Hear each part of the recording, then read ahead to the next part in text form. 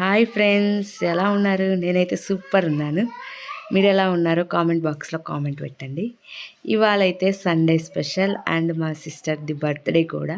So మేము dum biryani plan చేసాము. అవి ఎలా చేయాలో మీకు వీడియోలో క్లియర్గా చూస్తుంది. చూడండి, దమ్ బిర్యానీ చేయడానికి చికెన్, అల్లం వెల్లుల్లి పేస్ట్, పచ్చిమిర్చి 2, నెక్స్ట్ బిర్యానీ ఆకు, చెక్క, లవంగ, యాలుకలు, నెక్స్ట్ ఫ్రైడ్ ఆనియన్స్ అన్నీ వేసి కసూరి మేతి, ధనియా పౌడర్ అన్ని క్వాంటిటీ తీసుకొని బాగా మిక్స్ చేయాలన్నమాట. ముక్కకి పట్టే విధంగా బాగా కలపాలి. ఈ విధంగా కలపడం వల్ల ఆ మసాలా ఫ్లేవర్స్ అన్నీ ప్రతి పీస్కి బాగా అంటుకుంటాయి అన్నమాట. బాగా కలపాలి.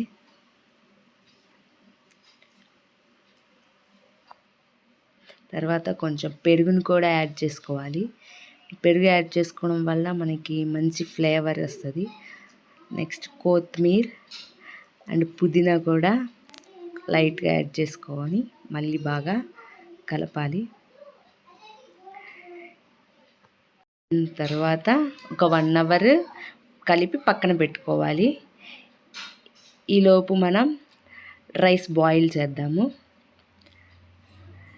రైస్కి తగిన వాటర్ తీసుకొని దాంట్లో బిర్యానీ ఆకు, జీలకర్ర, ఆయిల్, షాజీరా అన్నీ వేసి అల్లం వెల్లుల్లి పేస్ట్ కూడా యాడ్ చేసుకొని బాయిల్ అవ్వాలి. కొత్తిమీర, పుదీనా కూడా ఆ వాటర్లో యాడ్ చేసుకొని బాయిల్ చేయాలి. ఈలోపు ఈ నానబెట్టిన చికెన్ని సిమ్లో పెట్టి బాయిల్ చేసుకోవాలి పక్కన. ఇంతలో ఈ వాటర్ బాయిల్ అవుతూ ఉంటాయి.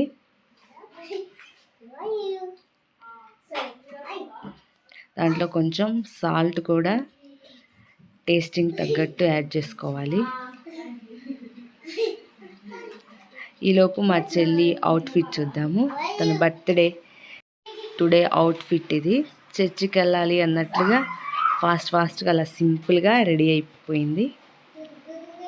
నెక్స్ట్ ఇక బాయిల్ అవుతుంది కదా వాటర్, దీంట్లో మనం బాగా బాయిల్ అయిన తర్వాత రైస్ని మనం పక్కన నానబెట్టి 1 అవర్ ముందు బాస్మతి రైస్ని నానబెట్టుకొని దాంట్లో వేసుకోవాలి. బాయిల్డ్ వాటర్లో బాగా కలుపుకున్నాక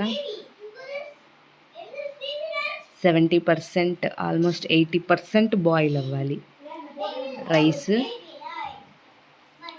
80% బాయిల్ అయిన తర్వాత ఆ బాయిల్ అయిన రైస్ని తీసి ఇప్పుడు ఈ చికెన్లో మనం దమ్ చేసుకోవాలి.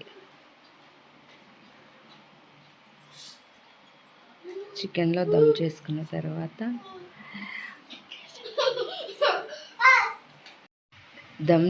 తర్వాత రైస్ పూర్తిగా అయిపోయిందండి. దాన్ని తీసి ఇలా విధంగా కలుపుకోవాలన్నమాట. అడుగున ఉన్న చికెన్ని మొత్తాన్ని పైకి కలుపుకోవాలి.